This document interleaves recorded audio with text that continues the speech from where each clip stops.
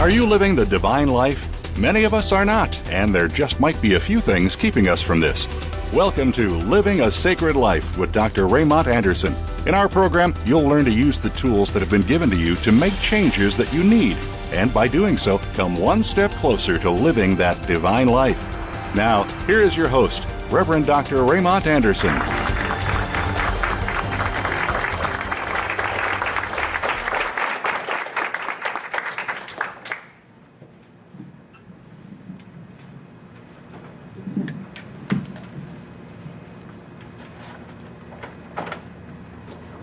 So for those of you who were here,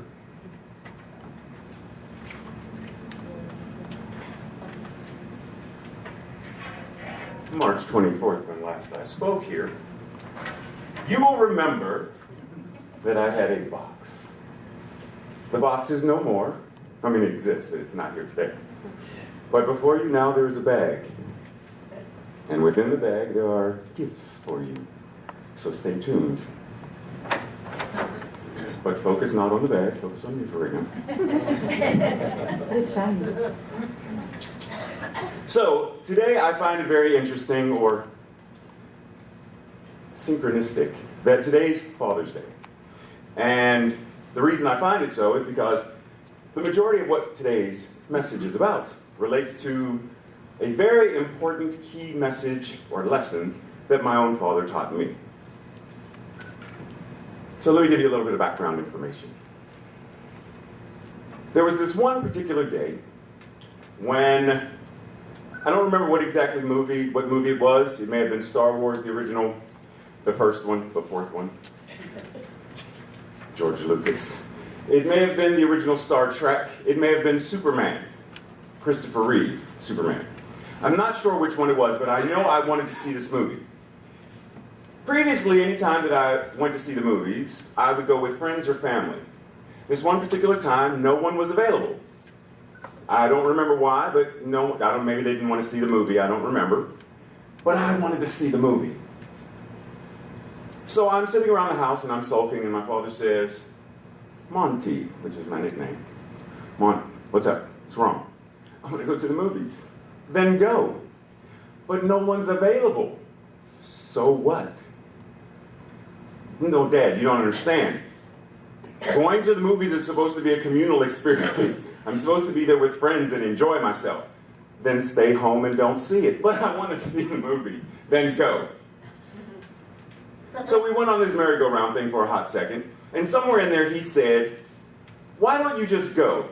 Surprise yourself. You might actually enjoy it. So what did I do? I went to the movies. And isn't it interesting that I actually enjoyed myself? I enjoyed myself so much, in fact, that after that, I rather go to the movies by myself. Because I didn't have my friends and cousins and yappity yap yap. So I could actually focus on the movie. I could hear everything that was being said. So let's fast forward to part 2. I'm graduating high school. And I want to go to the Art Institute of Pittsburgh to study graphic illustration and design.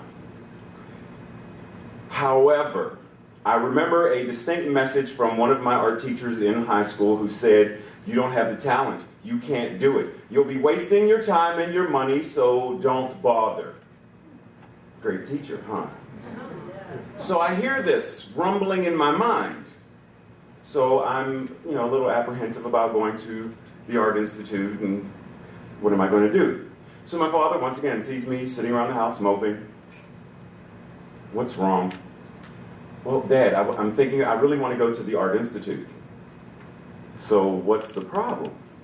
Well, such and such art teacher, hopefully none of you know, Mr. Webb said, it's a small world, somebody might be related.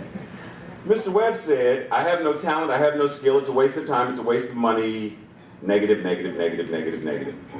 And he said, so you would rather listen to him than follow your own heart? So, whoa. So, Dad, wait a minute. So what are you saying? Once again, he said, why don't you go? You might enjoy it. You might surprise yourself because you'll be doing what you want to do instead of listening to the naysayers. So what did I do? That Monday morning, I called the Art Institute and set up an appointment to go in, and I registered and went there, and I graduated. That was degree number 1. Let's jump a little bit. 2001, I'm a student at Virginia Commonwealth University, studying, getting my master's in theater education, and it's summer. And I get a letter from my father, and it felt different. I read between the lines, and it was different. Something in there said, you need to come home. Didn't say that in the words, but in the feeling. So as soon as the semester was done, I raced home. I stayed home for a week, 2 weeks, and on the day right before it was time for me to go back to VCU, my father and I sat in his room. And I did what I had done for so many years while living at home. I filled his water pitcher, brought it into him, sat it down. We sat down and chatted. And he said to me, you know, remember when you were in elementary school and the doctors diagnosed me with ALS, Lou Gehrig's disease, and they said that I had approximately 2 to 4 years to live? And I said, yes, I remember. And he said, the only thing that I could focus on was I wanted to see you get from elementary school to middle school. And I did that. And then I wanted to see you get from middle school to high school. And I did that. And then I wanted to see you graduate high school and go off to college or do whatever it is that you wanted to do with your life. And even though I wasn't there physically to see you graduate, I was there. I saw it happen. I did that. So then I said, well, hey, I've already gone past the 4 years. I want to see you become a grown man living a happy, healthy, free life. And here you are. I'm ready to go. And I didn't want to hear that. But I honored him. And I went back to Richmond. And 3 months later, my father died. Everything that he had taught me throughout my entire childhood and into adulthood is still here. That's one of the main guiding lights that I hear. I hear, surprise yourself. And from my father's life, let's backtrack a little bit more. Several years before my father reconnected with my mother, and then reconnected and birthed me, my father was in jail. When he was young, he was what my mother's mother called a thug. Because my father and my mother knew each other when they were young, when they were 9, 10 years old. And my grandmother said, Lois, you stay away from that boy. And my mother said, oh, Mom, mark my words, that boy gonna end up in jail. And my grandmother was right. My father ended up in jail for involuntary manslaughter. He was sentenced to life, and he served approximately 25, I always forget the number, approximately 25 years of that life sentence. And while in jail, my father evolved. And he evolved, I like this little play on words, he evolved. There was an evolution by way of a revolution involving his involution. Meaning, he evolved, he changed, he transformed by revolutionizing, transforming, changing. I mean, what's a revolution?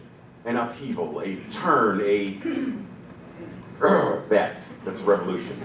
We all do that for a hot second? Close enough. We will practice that, Amy. We'll work with you. And this revolution involves your involution. You know, the Bible says, seek ye first the kingdom of heaven and all else will be added. Okay? That's good. If I find this, then this. And it's not just find this and get some of this. It's seek ye first the kingdom of heaven and all. I like that 3-letter word. All else will be added. But the key thing is, where is it? What did Jesus say? Look within. The kingdom of heaven is within. That's the involution. So my father evolved by revolting, by transforming and changing his life, by becoming involved in his life.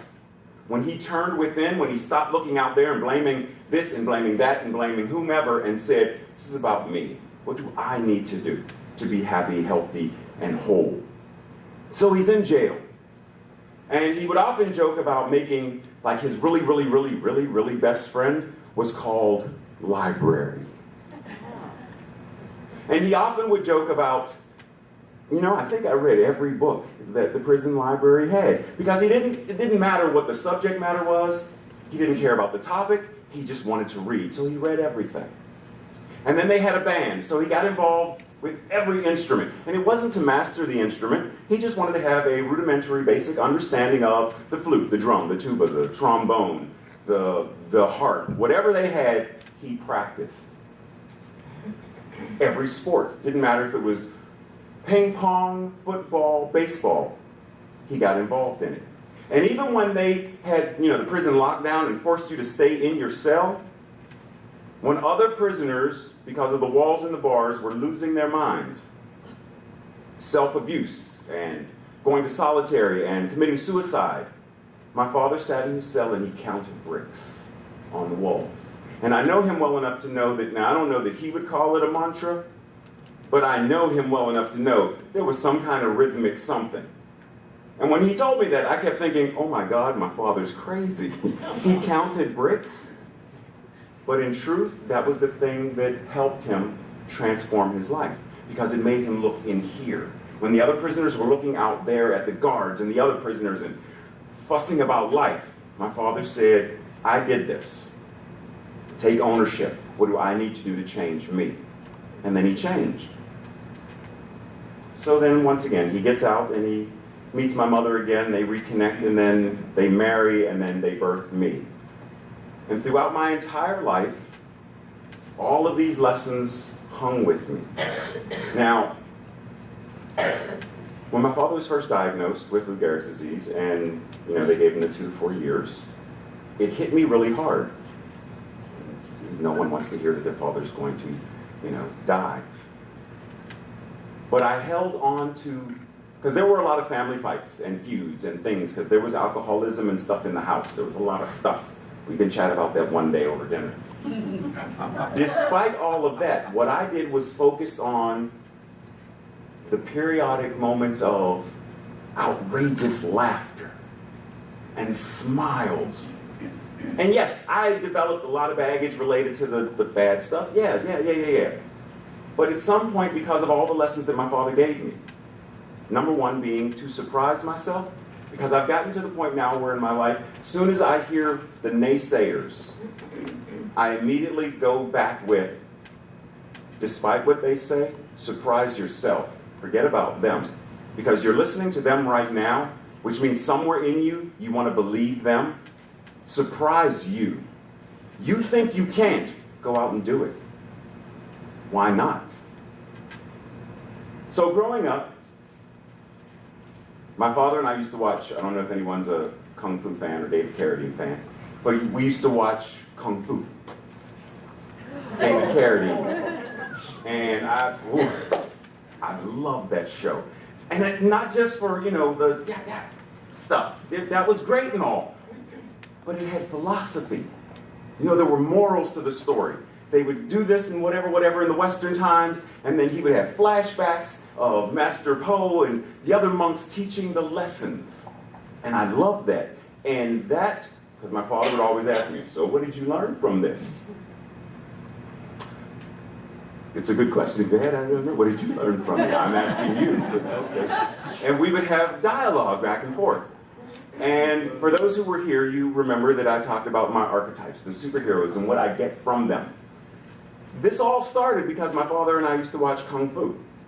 And he used to ask me, here's a television show, but it's teaching you. And that taught me how to... this guy named Alan Watts? Anybody in here know this guy named Alan Watts? Okay. So Alan Watts tells this story about how he went to Japan and he was studying with a Zen master, and they were having a dialogue about people who were in the process of translating many of the Zen classics into English. And the master said, "What for? It is a waste of time." And Alan's like, what do you mean it's a waste of time? He said, it doesn't matter what the book is. It could be the Bible. If you're a Zen master, if you are really involved in Zen, it could be the Bible, and you're going to get Zen wisdom from it. It could be Alice in Wonderland, and you're going to get Zen wisdom from it. It could be the dictionary, and you're going to get Zen wisdom from it. Because raindrops falling don't need a translation. First time I heard that, I had no idea what that meant. But now looking back, I can connect that. Every movie that I see, every book that I read, somewhere in the lines, somewhere in there are lessons. Anybody in here a Harry Potter fan? I brought toys. What this is? I told you I was a nerd. Yes. So you know who this belongs to, right? Who? You gonna hurt me then. Dumbledore. Yes, thank you. Okay, who said that? You welcome. Oh. See if you get this one.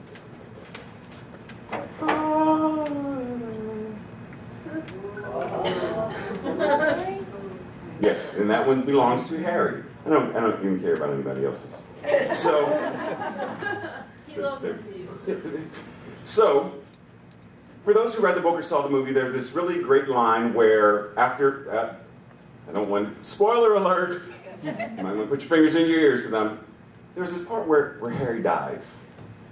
And he's in this limbo, heaven-like place. And he's chatting with Dumbledore, his mentor teacher. And he says, "Sir, got a question for you." Okay, I'm done. I have one last, yeah, thank you, Amy. I have one last question for you. Dumbledore says, yes, what's the question? He says, is this all happening in my mind? Or is it really happening? And Dumbledore says, of course, Harry, it's happening in your mind.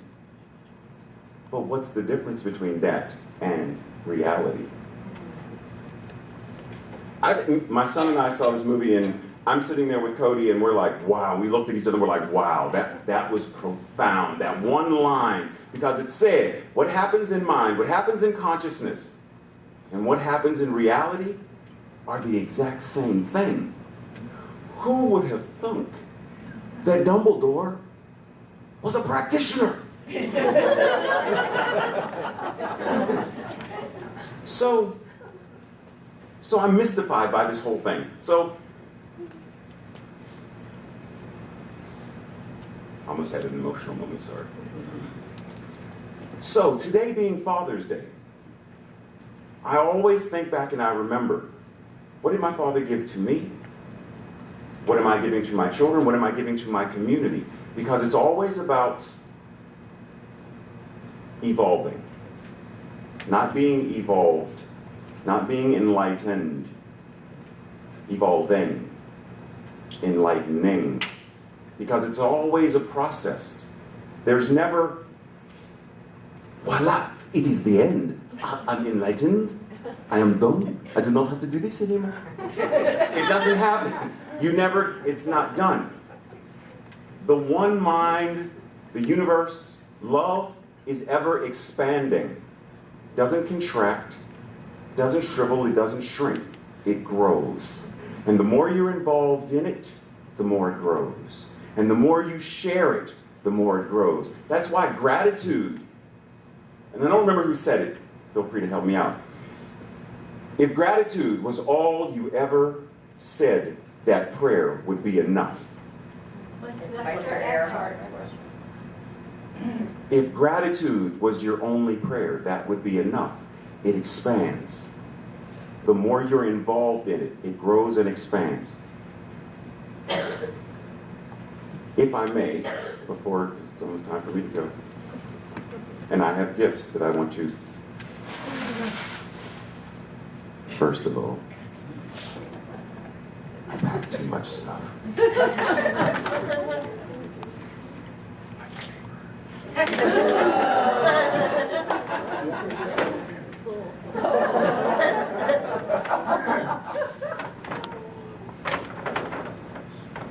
Okay.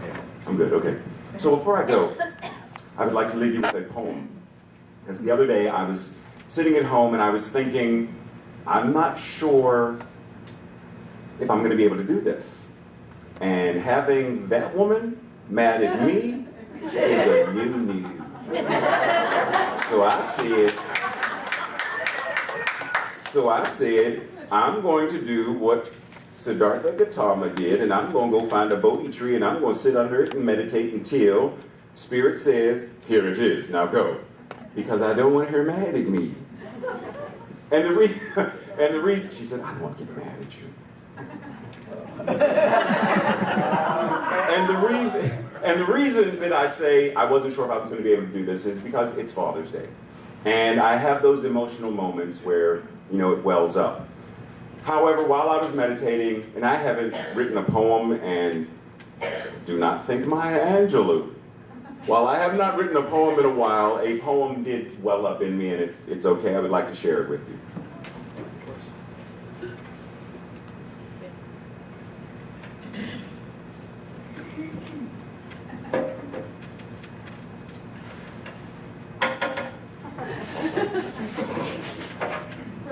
That'll make Amy mad at me. When you look at an acorn, what do you see? One tiny seed sitting so unassumingly? Do you see food that a squirrel might eat? Or is it merely an acorn to crush under your feet? Can you see the tree that it can become when it dies to itself and aligns with the One? Not only that, if you care to see, from that single acorn, a forest could be. From shell to its core, yes, it's only an acorn, and yet so much more. When buried in darkness, deep in the earth, because of its love, it dies to give birth. From the tiniest of acorns springs forth the tree that in due season demonstrates prosperity. For from that one acorn and the tree it became, thousands and millions of acorns fall to live out the same dream. And you, like the acorn, hear a whisper, if still. You know there's a dream for you to fulfill. To evolve and to become what you already are. Not merely a person, a parent, a minister, a star. You are already divine. So stop seeking the how. Just let go and fly. Go surprise yourself now.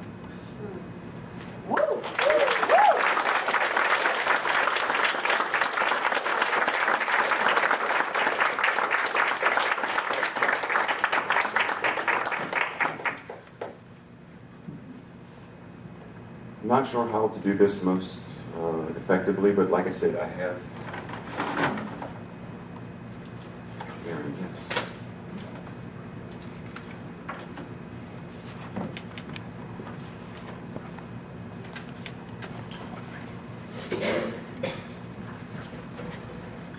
So what I did was I went to Vistaprint and I decided to give you a small reminder. So periodically during the week, during the following months, and on, just remember that the acorn, the caterpillar that says, I'm not just a caterpillar, and it gives up and lets itself be what it's meant to be, and then it grows wings. So it's just a small reminder, when you have those moments of can't, not, don't, impossible, that it reminds you that already within you, you're already one, you're already perfect, and everything you could ever seek, hope for, or want, the moment you think it, it's already done. Just have to hold on to it.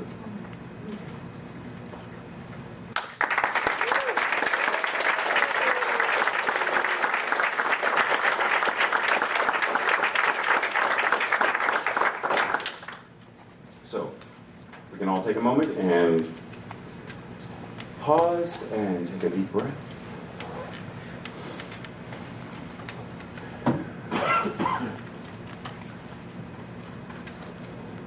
And in this moment where we realize, acknowledge, and proclaim that there is one divine mind, one loving God, one universal presence, we are also aligned with, moved by, breathed from, inspired as God moves in us, through us, as us. For as I said in the previous message, our spiritual DNA, our divinely natural attributes, if we are made in the image and likeness of God, then we too are of God, with God, from God, and as God. That being the truth, every experience that we have the ability to speak truth into it.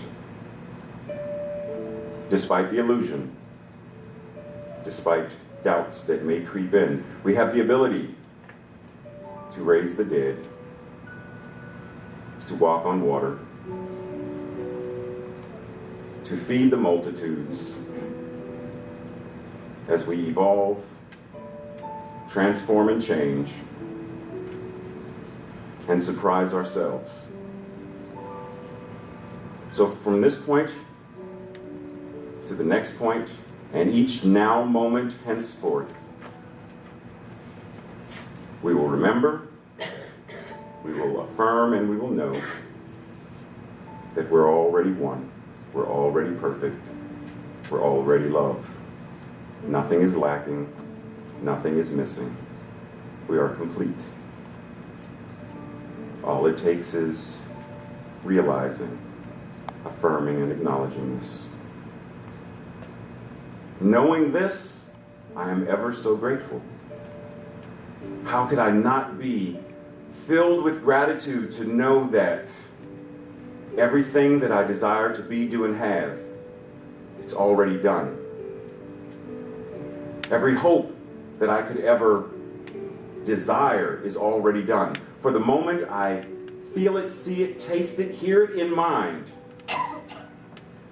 the loving presence that is God begins to bring it to me, bring it through me into my experience. So for that, I am grateful, and I say thank you. And like the farmer who knows that holding on to the seed will never let it grow, I release this word knowing that it is already done. Everything that I speak for myself and for us all is already so. It's already done. And so it is.